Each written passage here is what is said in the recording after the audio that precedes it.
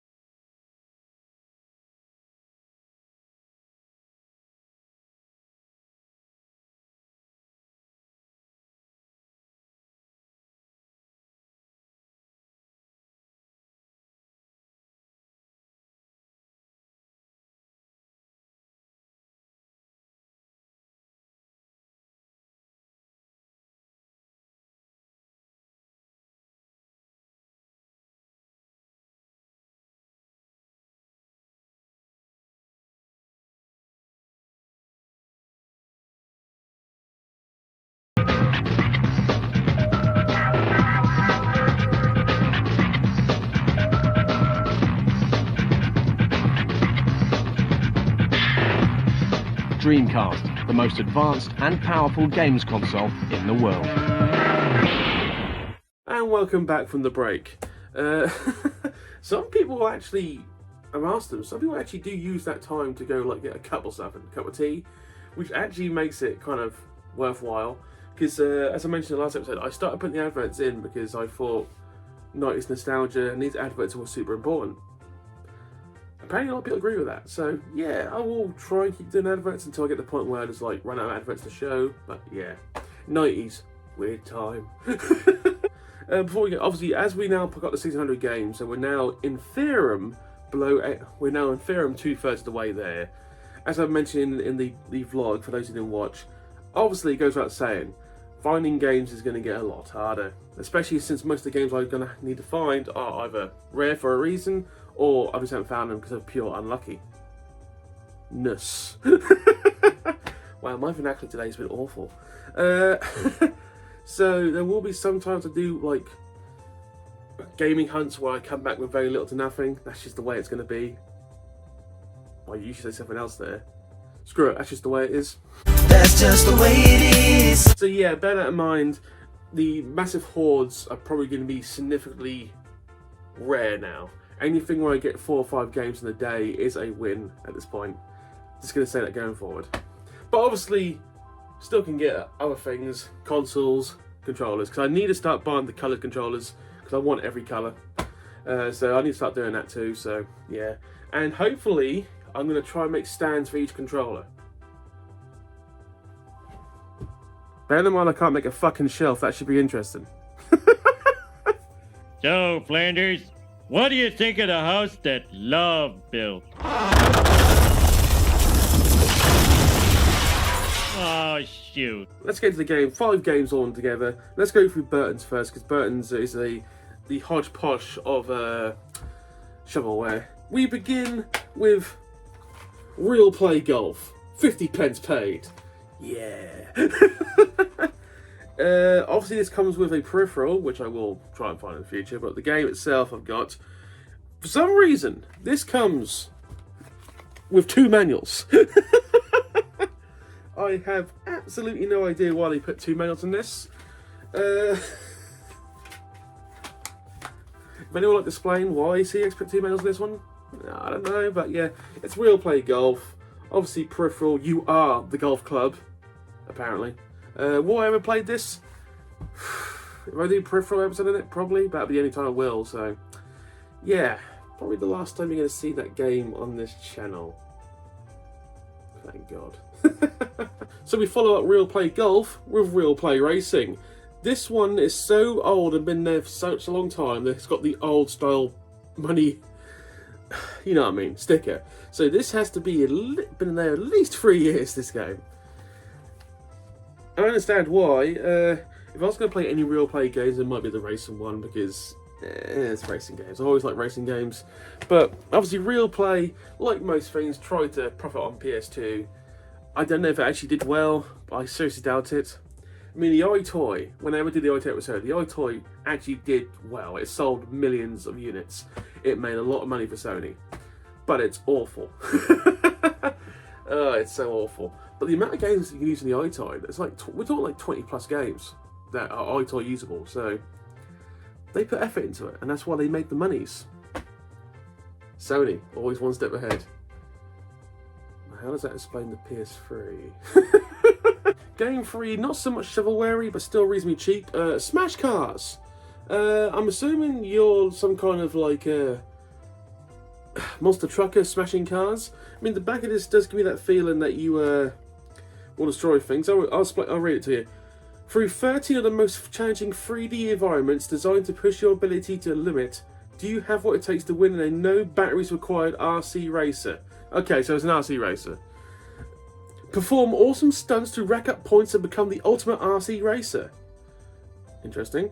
The full throttle turbo boosted world of spins, wheelies, flips, tricks and combos make this one of the fastest RC races of all time. Do you know what? I'm actually kind of impressed. Not so much the fact of this game, the fact that I actually read that in one go without fucking up. Win! Win!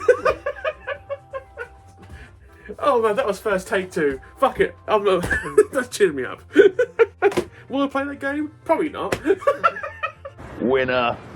The last game from Burton on Trent will be nostalgia for some, not for me because I never liked this. Thunderbirds. I'm actually kind of stunned I never bought this game till now. £3 pays, you see. Obviously, it is one of the mythical Blast games. Blast games always seem to have the same like background cover, same font, same colours. All like children's stuff, Blast games. Never played a Blast game in my life. I got to try one to see if they actually are good or not. I'm assuming they're not. Thunderbird's the actual, well, you can't really call it a cartoon because they're puppets. The program, I understand it was like, I'm going to say 1970s, 1980s. And I understand that was like pretty cool back then. Back then. But now it's showing its age really badly, like that and like Captain Scarlet.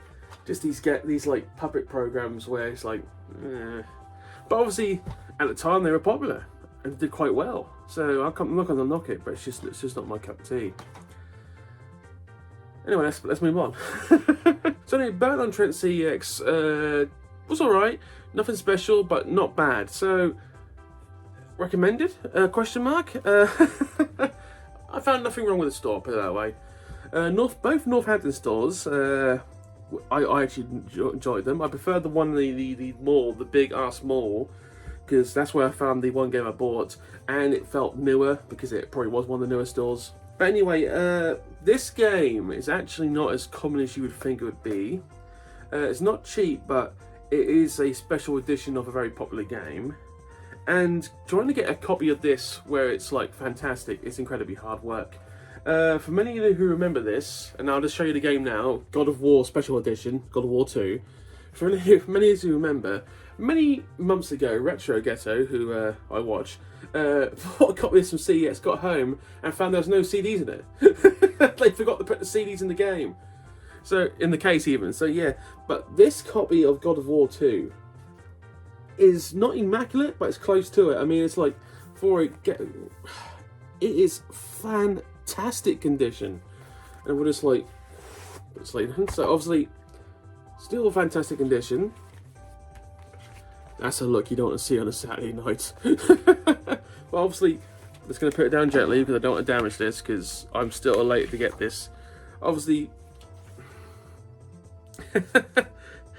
visual strategy guide, but everything included, manual, original manual and everything, with obviously art and graphics. Bear me a second. Right, here we go. Usually I would show you, but I can't record at the moment, like on the table. But yes, obviously comes with both discs. Of bonus disc on the what be your left. Obviously it's mirror, so I don't know how it's going to come out, but yeah, but it is in fantastic condition, no scratches.